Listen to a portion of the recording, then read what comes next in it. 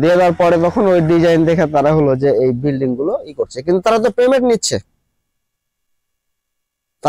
Payment নিচ্ছে, প্রতি মাসে মাসে সরকারের কাছ থেকে, কিন্তু আমার পেমেন্টের টাকাটা চলে যাচ্ছে অন্য দেশে।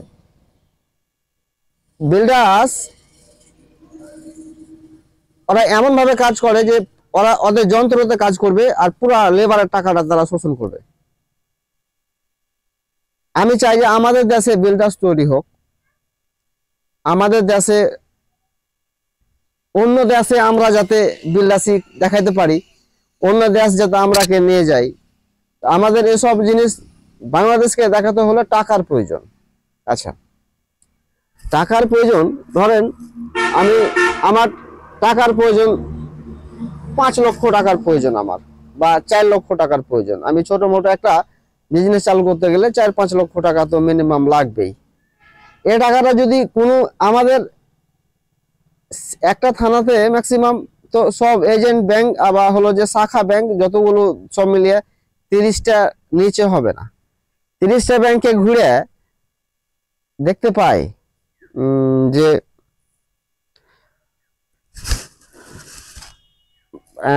আমরা ঋণ দিই ভাই, ব্যাংক বলে, ব্যাংকে যাই, ব্যাংক বলে আমরা ঋণ দিই ভাই, তবে আমাদের কিছু নিয়ম কানুন আছে। কি নিয়ম কানুন?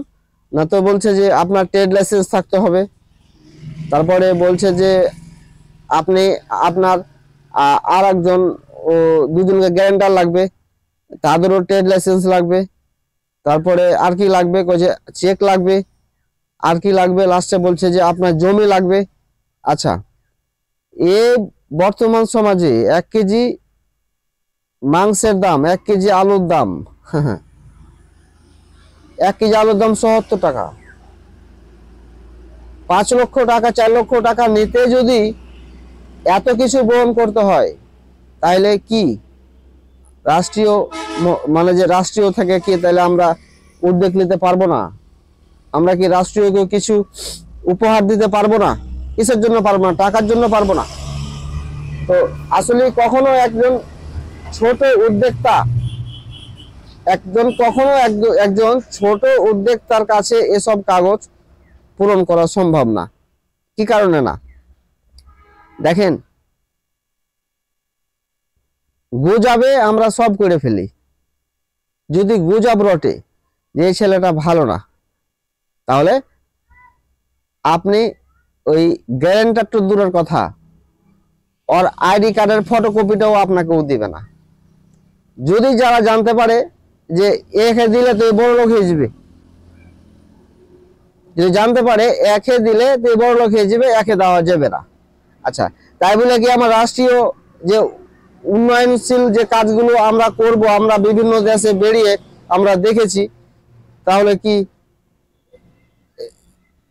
সবই মানে যে পানিতে চলে যাবে?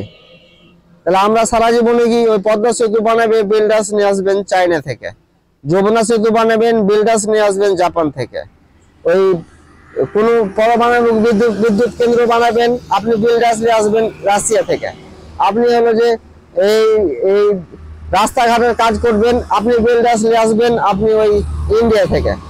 তো যত অবকাঠামোর কাজ হবে কোটি কোটি কোটি কোটি টাকা চলে যাবে বাইরের দেশে, আর আপনারা ব্যাংকের লোকজন কি এভাবে বসে থাকবেন?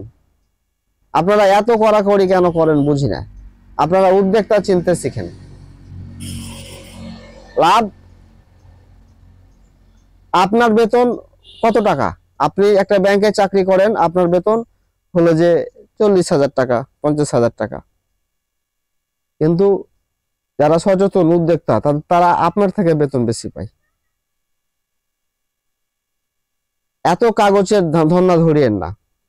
আপনার কাছে কাগজ দিবে, তার ডকুমেন্টস দিবে, পরিচয়পত্র দিবে, আপনি ওর হলো যে এরিয়া পরিদর্শন করবেন, পরিদর্শন করার ভিত্তিতে যদি আপনার দেওয়ার মতন হয় তাহলে আপনি দিবেন। এত ভঙ্গিমা করার দরকারটা কি? একটা সাধারণ উদ্যোক্তা কখনো দেশ থেকে পালাবে না।